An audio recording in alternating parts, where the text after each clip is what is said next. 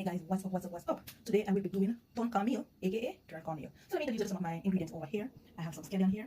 I have pumpkin and carrots, butter, a scotch bonnet pepper, springtime, fresh springtime, pimento berries, garlic cloves. I have some onion over here as well, and of course the saltfish, aka codfish, and our cornmeal.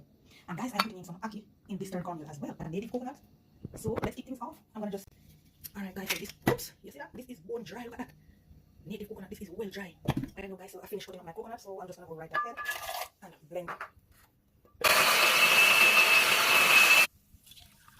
So I'm just straining off my coconut. Coconut is so dry. Look down in that guys, look at that. Oh god, look at that richness, wow. So I have some coconut milk here guys. I'm just gonna go ahead and add my cornmeal to it. And I'm gonna just gently mix that out. So this is going to make the cornmeal moist. And I'm going to add my butter.